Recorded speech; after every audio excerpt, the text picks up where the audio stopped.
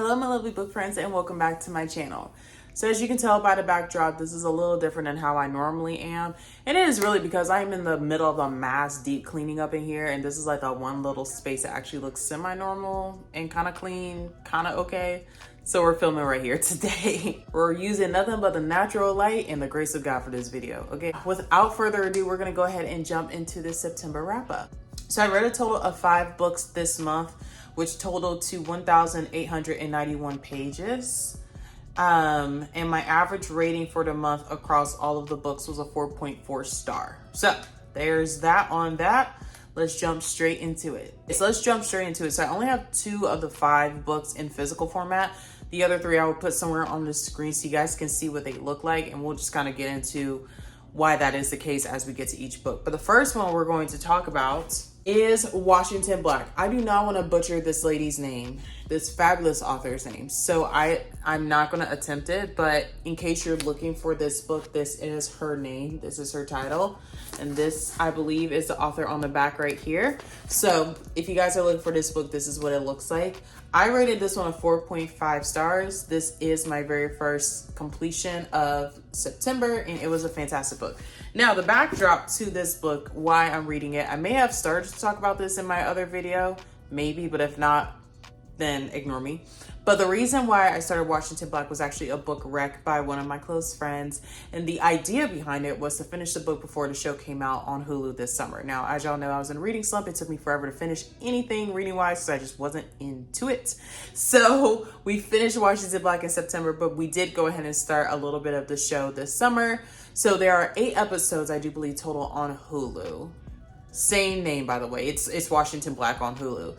I think we finished 3 out of the 8 episodes, and I was like, before we go any further, I'm going to finish this book. So I ended up finishing the book, loved it, but I will be finishing up the show soon. So that would be really cool to kind of compare and contrast book with storyline on TV and see how they kind of compare and contrast.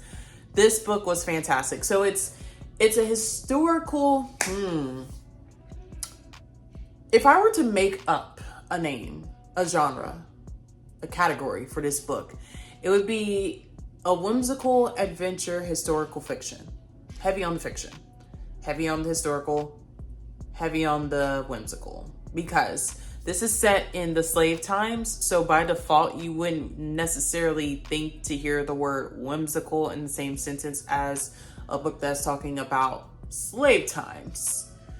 But yet also it's very adventurous, and also that you wouldn't normally couple with a book that's talking about the slave time. You get where I'm trying to go with this? Like, anyways, it is just such a cool, playful book. And I need you guys to just follow me as I'm talking, because I know I already prefaced that this is set in slavery times and so forth, but like, just hear me out, okay? Hear me out. This book is following the adventures of a young slave boy named Washington Black, who has a brilliant mind, okay? He is one of a kind. He is absolutely so brilliant. So he starts out as a field slave, okay? And by the way, this is set in Barbados. So we start off in Barbados on a sugarcane slave plantation. So he's a field slave at first. So he's out there, he's working really, really hard. That's his origin. So anyways, one of the men of the house, I do believe it was the owner's, so the master's brother, his younger brother, Christopher Wilde, basically asks this young boy to be his inside servant. So in the house, and just following him around, in modern day terms, be his personal assistant, basically. So at first, Washington Black, as any young 11-year-old Black boy would be, is absolutely terrified that this white man is wanting him to be like his assistant, like literally following him around everywhere, because that could lead to a lot of danger. So he's really scared to be apart from his family and friends and everything he knows. However, Big Kit, who's a very maternal figure in this book, very protective over Washington Black, she encourages him to take this on, knowing that this could potentially be something that actually would be very beneficial for Washington Black. So Washington Black is called Wash a lot in this book. He is called Wash. So that's what we're gonna call him while talking about this book. Anyways, Wash and Christopher go on this adventure, basically. And the reason why they have to go on the adventure is for a plot twist that I won't disclose here. So whether you watch the show or the book, you'll see why they end up on this adventure. But basically, Wash and Christopher go on this adventure in a hot air balloon that Christopher Wilde built himself, and him and Wash end up on a ship and they end up elsewhere. And this book follows their journeys, mainly Washington's. Okay, so we're really following Wash throughout this entire book, but Christopher, along with Big Kid and some other people that they meet along the way, are notable characters. So this book, what I mean by the whimsical and the adventure is that you have this big old hot air balloon that Christopher Wilde built, that Wash got to help with. He really got to utilize his very STEM-like brain. And so they're literally flying over the sea. And then there's like this storm that like forces them to land their hot air balloon. And then they end up on a ship with pirates. And the pirates are like, what is going on here? Like, it's a whole thing, right? And so that's where the more whimsical comes in, because that's where you're really like, oh, this is definitely fiction. Okay. Like this white man and this little slave boy are going on this adventure in a hot air balloon. Okay. But like, there are a lot of historical points to be made about just growing up in the Barbados sugarcane plantation and how that translates over to Washington's adventures, and just how he gets so culturally shocked having to move about to different places because his home is Barbados. So for him, when he has to like go to the Americas, for example, he's just like, oh, this is not Barbados. Which, no, girl, it is not Barbados. But he realizes just how different cultures are as he's going on his adventures. And even just the way he thinks about sugar and the way he's seeing it being used and different things like that. It just, how nostalgic it is for him, but also how heartbreaking it is because he gets homesick. Like, it is just very interesting. Very, very, very interesting. But while it is a whimsical adventure, there are some very deep, heavy, poignant pieces to the book, as you would expect from a historical fic, especially one that's set on a plantation. You know, we do discuss the elements of what it feels like to be abandoned, what it feels like to not understand why you're in the predicaments that you're in. It's talking about redemption. It's talking about learning who you are, because also these slaves, you know, oftentimes a lot of things are passed down orally, you know? So for Wash, who was so young at the time of Christopher Wilde deciding that he wanted him to be his personal assistant, basically, for more proper terms, you know, he feels he wants to know more about himself too. So as he's discovering things about himself, and also the way he's portrayed in other places and in other societies, you know, it really makes him understand, you know, to what degree was the slave really viewed by others, especially in different communities. You know what I mean? So it's a very interesting book. There's so many good, high, playful parts, but there's also a lot of deeper parts to the book that I think give it a really, really good balance of just a really fun book to read, but also like a historical fiction, you know, where you expect some deeper context, you know, something that's not necessarily fun and cozy, fuzzy. So this book, I just went on a whole rampage about it, but it was absolutely amazing. I really personally love this book. It deserved all 4.5 stars of it. I really, really love this book. I am interested to see how the TV show will compare to the book. Normally, I like books better than TV shows and movies typically, but I'm not going to rule it out. So we're going to see how the TV show compares to the book. But yes, Washington Black. So if you're looking for a historical fic that maybe isn't as deep as, like, let's say, like, what have I read that was super deep that I've told y'all about? The House of Eve, for example, by Sadeqa Johnson. If you don't want something like that deep, that heavy, but you want something historical and like a historical fic, that's a really good one. Really, really good rec. Speaking of Sadeqa Johnson, the second book that I read for September was And There Was Me by the one and only Sadeqa Johnson. I will put a picture probably right here so you guys can see it on the screen, because I do not have the physical book. I did read this on Libby. So I actually started this book back in the summertime, and I did not stop it. Well, I did stop the book because I was in a reading slump and just didn't want to read it. But also, when I had some technical difficulties with Libby, it reset everything on my app. And so I had to wait in the queue for forever. So the irony was, though I was in a slump, when I was able to have the book like back in my borrowing time frame was literally in September. And I was like, well, now I really want to read it. Like, it was just such divine timing. But anyways, this book, I actually was talking to my roommate about this book, and this is a book I would not recommend to everybody. And that is with all due respect to the book and to the author. I'm not saying anything bad about the book or the author, because as you guys know, Sadeqa Johnson is one of my favorite authors. She wrote 2 of my most favorite books that I've ever read. So, nothing bad about her. But with the content of this book, in all fairness and honesty and transparency and all the things, I cannot recommend this book to everyone. So I'm going to pause here and just tell you right now, if you have any sort of triggers about eating disorders, this is not going to be the book for you. In fact, so much so where if you want to skip this part of the video, by the time I've edited this, I'll go back and I'll see when I'm done talking about this book, and I'll put it right here for you so you can just skip right on ahead.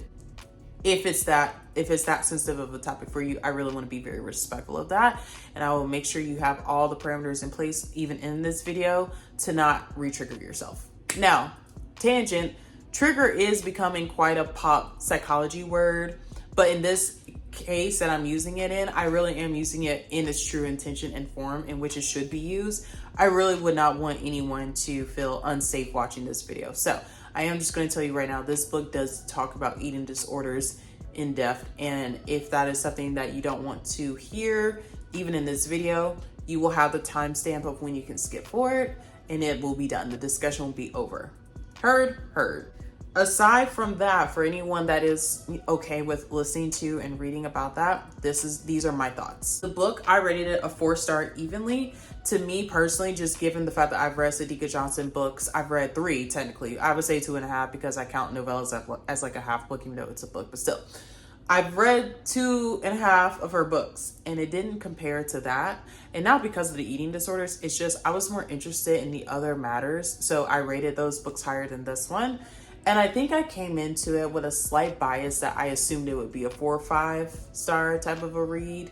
And so I think for me, it really, that wasn't a letdown, but I was like, ooh, it's only a 4-star, you know, and it's a Sadeqa Johnson book. But I think I personally just had the bias of, well, because I've rated her other books 5 stars, this will be a 5-star, when that wasn't the case. You really got to rate your books on a case-by-case basis. Just because you love an author does not automatically mean every one of their books is going to be something that resonates with you. Anyway, so this book talks about a main female character and her journey. Mostly, the majority of the book is while she is carrying someone else's baby. Now, by that, she is carrying her husband's cousin's baby for her because she has cancer and she cannot carry on her own and she really wants to have kids. So she volunteers herself as tribute to carry said baby as a surrogate. That way it's someone that they know and trust and already have contact with, and it's very convenient for the couple, for the cousin and her husband, because they know her, you know, it's family. So she's doing this, right? So the majority of the book is during this entire surrogacy. But this book talks from her POV of trying to reconcile doing this wonderful thing for this couple, but struggling with maintaining her sobriety from her eating disorder. Or I guess better word would be her abstinence from her eating disorder, not sobriety, her abstinence from this eating disorder. So she's doing good at first, like she's really on top of it. But as things start happening in her personal life, as she's getting these stressors that are more and more elevated as time goes on, she finds herself relapsing over and over and over and over again into very unhealthy patterns and cycles. Did I even tell you guys the main character's name? I'm sorry. The main character's name is B. So B, I really don't remember where I left off, but basically B is going through this cycle of really just trying to reconcile with the things going on in her personal life and trying to house this secret, basically, because nobody but one person knows that this is something she's dealing with, this eating disorder.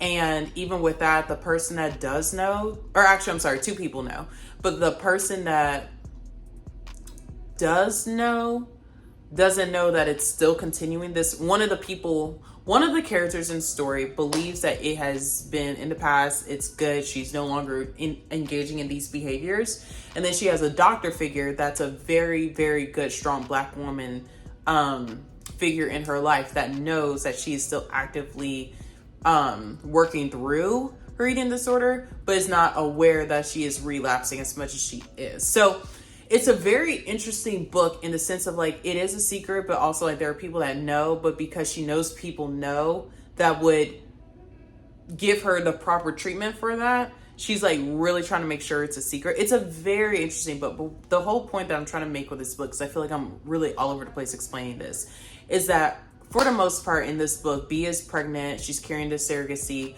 but there are other things going on in her personal life, and she's trying very hard to keep stress-free, because I mean that's good for pregnancy, no matter if you're being a surrogate or you're carrying your own kid. When you're pregnant, it's good to be as stress-free as possible. So she's trying really, really hard to do that, but things are just falling apart in her personal life. And as this book continues, we keep finding new stressors. Old stressors are coming back up. Old problems are coming back up. So we see these constant themes of things that hadn't been fully reconciled in the past continuing to show themselves back up in her present, and her continuously trying to avoid addressing them. And they're stressing her out more, which is making everything worse. And it's chaos, but what you learn through this book and what the purpose of the book is supposed to show you is the idea that forgiveness should be more for you than it should be for the other person. You know, like the freedom you get from forgiveness, that was a lot of F. The freedom you get from forgiveness is something that I think for one you have to mature into. And this book does a good job of showing like what that looks like when you have matured in such a way where forgiveness does become more about you than it does doing something for the other person, right? We also address self-love. We address boundaries. We address adapting to your circumstances in healthy ways, healthy coping mechanisms. We talk about friendship.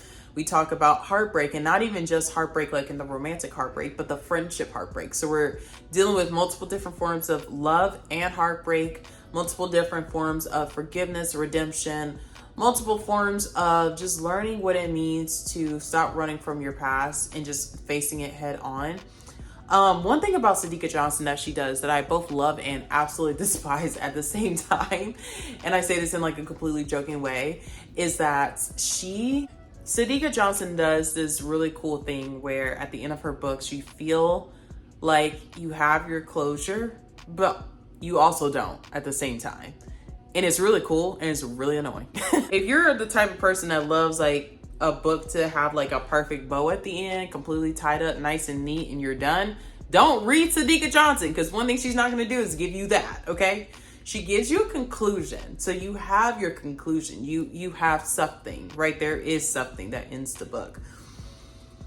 But you're left to just have this to be continued feeling, knowing that it's a standalone. So it's not like it's a series, you know, but it's like you're left to just wonder and sit and think after you're done with the book, which I think is such a cool thing that she does, but it's also mad annoying. So in this case, there is an ending, you know, there is a good conclusion to this book, but it leaves so much to interpretation. Like there's so many questions I have. Like if I ever meet Sadeqa, the list is going to be long, girl, of questions I have for you if I ever meet you, Miss Johnson. You follow this journey with B, the whole pregnancy and a little after, and the way the book ends, you're just like, okay, B, okay, great. Wait a minute. There's so many things we need to circle back to.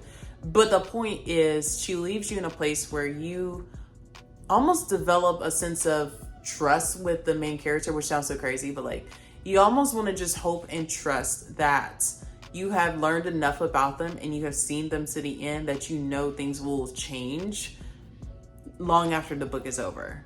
She gives you that kind of a feeling where you are left up to your own devices to interpret what could have potentially happened in some ways, but at the same time, it also leaves you feeling very hopeful that like with everything that you have read and what you have seen the ending look like, the assumption would be the character is fine moving forward.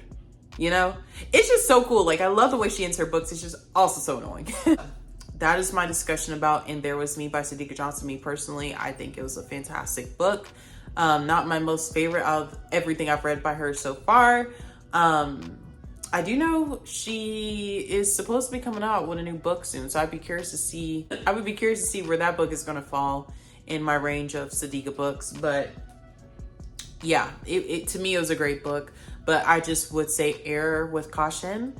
Upon reading it, if you know these things I've already discussed about yourself to be very sensitive topics, and also I would also just recommend you err on the side of caution if you would like to recommend this book to other people, because it may not sit well with everyone. So that's my thoughts on that. But otherwise, I think it's a great book. All right, the next book that I read, funny story. I don't know if I told y'all this funny story in my last video, but if I didn't, I'm gonna tell y'all a funny story. So the next book that I read is a book that I actually had read some time ago. And by some time ago, I literally mean years ago. Like, I read this book years ago. Now, one thing about me, I may not be able to tell you every single detail about every single book I've ever read, but I remember characters, I remember plots, I remember books that I've read. Like, I can pretty much tell you about a book.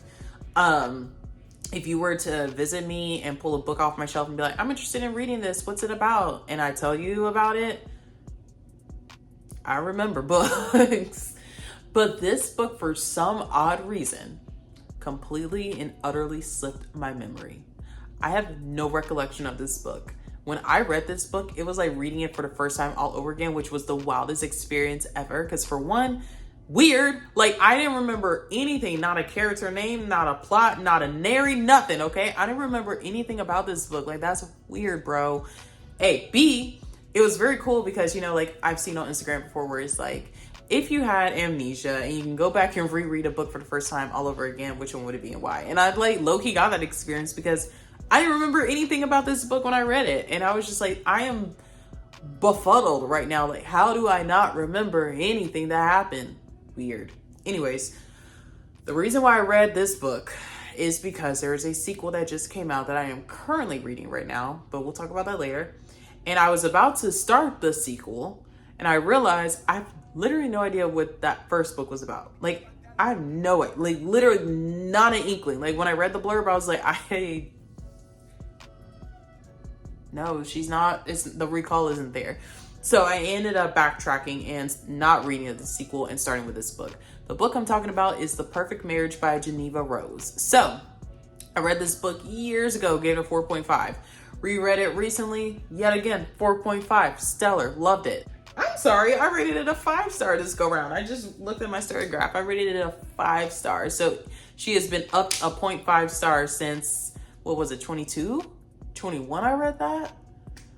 I mean, it was literally years ago, but the point is, I gave it a 5-star. It was my top book of September, and it was absolutely amazing. I am currently reading The Perfect Divorce, but anyways, yes, it is my type of thriller. It's very fast-paced. There are moments where it slows down a little bit, but it's like for good reason. Like, I wouldn't necessarily say it's like an author or plot error. It would just simply be necessary for how the story was unfolding.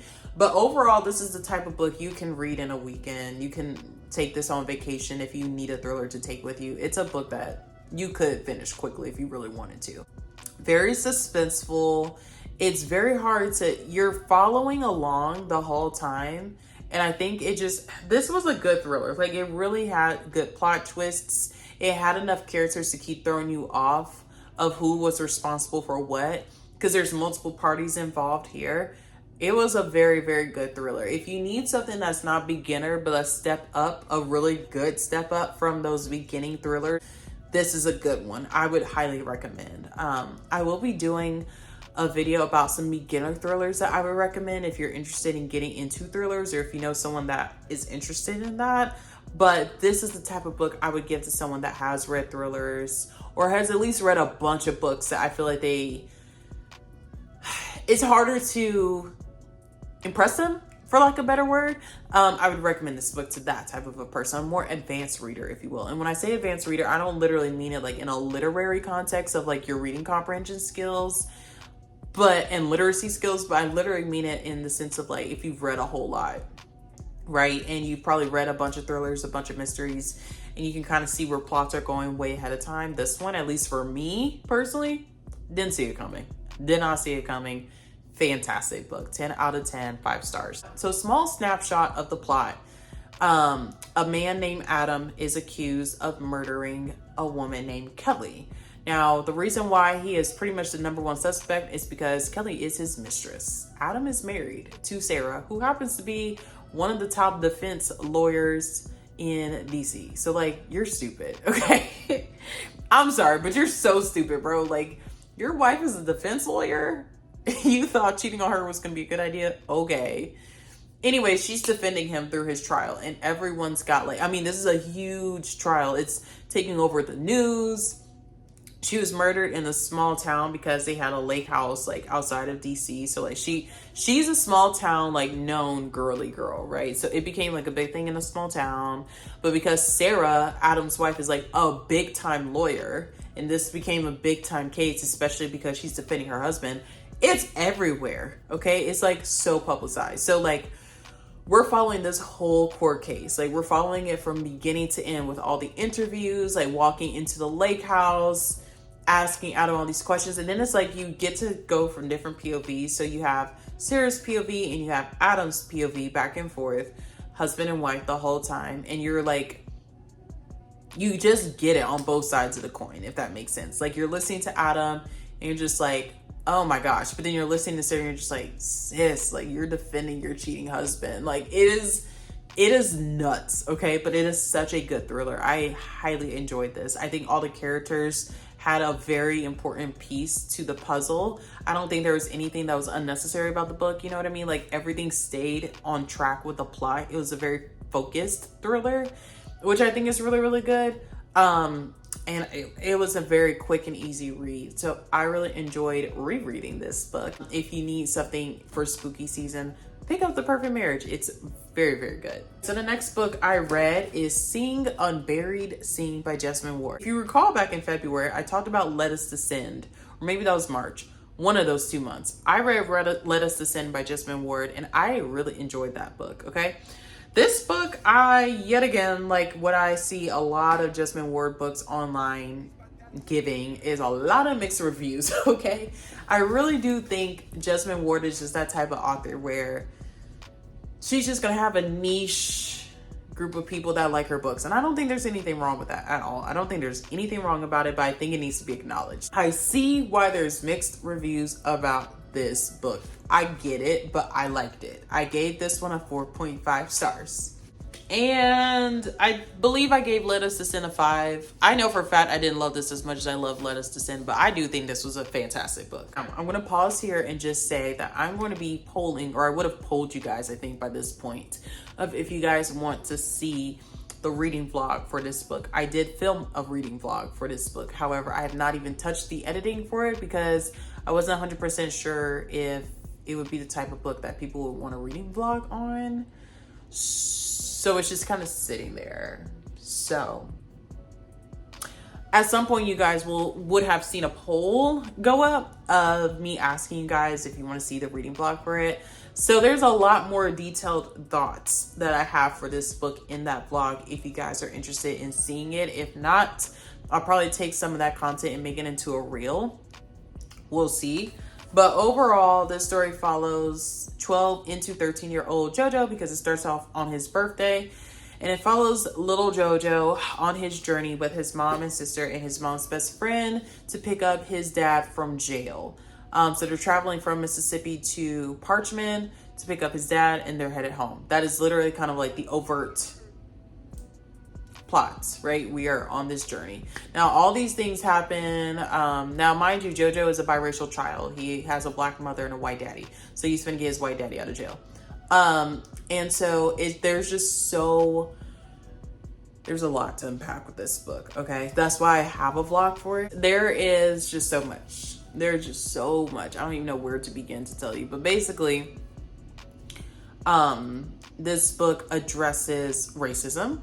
This book is set in the South, so there's a lot of Southern themes and a lot of Southern quips and quirks in it that when you're from the South, you just get it. You kind of understand it a little bit better, or at least if you have a good understanding of Southern Black culture, you're going to understand some things in this book. They are from Mississippi. I think I already said that. So on their trip to get his dad, so many things happen because, oh, mind you, his mom's best friend is white. Misty's white. So there's Jojo, there's baby Kayla, there's Leonie, his mom, and there's Misty, who's his mom's bestie, who's white. And then there's Michael, who's his dad, who's also white. There's also Pop, who's his black granddaddy. There's Big Joseph, who's his white granddaddy. Now I'm just naming everyone. There's Ma'am, who's his black grandma. I forgot the white grandma's name. I completely forgot. But basically, everyone has a very good important role here. But the point that I'm trying to make is you get to see from JoJo's POV how he's even noticing, and even Leonie's, because it goes back and forth from JoJo's POV to Leonie's to a guy named Richie, who I won't explain who Richie is because you need to either watch my vlog or read the book. So that's going to be even more incentive for y'all to tell me that you want to see this vlog. So even if I don't put up the vlog, I would highly suggest that you read this book to find out who Richie is, because that's going to give away entirely too much. But what I want to say about this book is the fact that you jump from these POVs and you learn how they are even learning about how they are viewed by the world and how the world views them, and just being black in the South, right? Like, there's some things Misty says, there's some things Michael says, there's some things Michael's parents say that Leonie and JoJo are just trying to interpret as one, either a biracial child or a black woman. The racism, the microaggressions, the overt racism, like the straight up slurs, the privilege. There's a lot of conversation between Leonie and Misty of like, well, Misty, you wouldn't understand this, or, you wouldn't get it, or, things like that. And it's very, very interesting. And just like Washington Black, if I were to make up a genre for this book, it would be like a magic realism. I think that's how I would put it. Like a magical realism, which is a genre, but it would be like a magical realism Southern fiction. On Storygraph, it says it's dark. Debatable. Literally same genre as I would put Let Us Descend in. So anything that y'all remember me saying about that book, copy paste it, genre-wise, for this book. There's no one label for this book. It is literally all that I just described. But nonetheless, it is a very good book. It has so many layers to it. We're unpacking family trauma. We're unpacking the fact that as a 13-year-old boy, JoJo is learning about the family lore. Okay, you guys remember learning about your family lore? Like, do you remember the day you started learning about your family lore? Okay, so JoJo's going through that. Like, things he knew, but then there's like pieces to the stories that he knew that he was never told, like how to fill in those blanks. So he's challenging the people around him to help fill in those blanks, because he's just like, I need to know what happened fully. Like, I'm not a little kid. I need to understand. And JoJo's very self-aware because he's basically raising his baby sister, because Leonie, fun fact, is a drug addict as well. So she's actually in and out of the picture. And I do think it's very important that you get to hear it from her POV as well, because I do think without Leonie's POV, this book would have been very biased.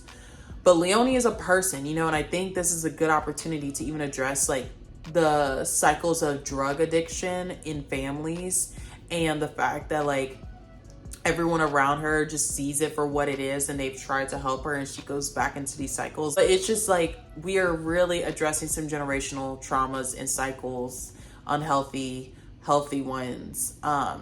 What it's like trying to have an interracial relationship in the South and then birthing children from it at that, like, that's nuts. And specifically the dynamic between a black woman and a white man, because that's a very different thing than when it's a white woman and a black man. Two totally different sets of problems, right? So it's a lot that is being unpacked in this book. This was a very easy read. It's only 287 pages. It has discussion questions in the back. So that's why another reason I would highly recommend it to anyone that has a book club, because it is very much something that you can talk about for hours. Like, there is a lot to unpack about that book. Overall, I know I kind of skittered around the plot a little bit, and it's because the plot is pretty straightforward. Like, it really is unpacking a lot of things that happen, and a lot of just fears that a lot of black people have when you're traveling through the South, especially when you have white people in tow. It on the surface is a very plain plot, but when you find out who Richie is, when you realize where the magical realism is coming in, and when you just kind of, honestly, when you just read the book, and I don't want to say that like in such a butthole way, like read the book and you'll find out, but like seriously, this is the type of book where you're gonna have to step into that world yourself and really understand what I mean by that, because I don't want to give anything away with this book. It's just one of those books where you can't really discuss without giving away a lot. So I'm not going to discuss it like in depth the way I would with you guys with other books, but just know it was a good book and I highly, highly, highly enjoyed it. All right, the last book that I finished is a book that I should have finished a long time ago, but alas, here we are. I finished, I'm going to go ahead and put the picture right here, Iron Flame. So yes, I finished the second book in that series. It only took me most of this year to do it. So I struggled, before we get into the actual book, I really struggled with reading this on my Kindle. I don't know about you guys, but this was not a book for me to read on my Kindle. I really struggled with staying focused with this book because I knew it was a bigger book. And so it just felt so endless on my Kindle. Like, it's something about holding the book that makes sense. So there's that. But also I kind of just got really pressed for time and I just really wanted to see like how it would end. I also had the audiobook version as well during my entire Libby wipeout basically. So once I had to get that back, then I was like back on track. But what I ended up doing was reading as much of it as I could on my Kindle. And then I ended up listening to it. I listened to it while reading it on my Kindle. And then I ended up listening to the last 20% of the book, like just listening to it, like not even reading it on my Kindle. I will say listening to it and reading it on the Kindle helped a lot, but just reading it on Kindle was not it for me personally. It did not work out. But once I listened to it and flew through the end, we were good.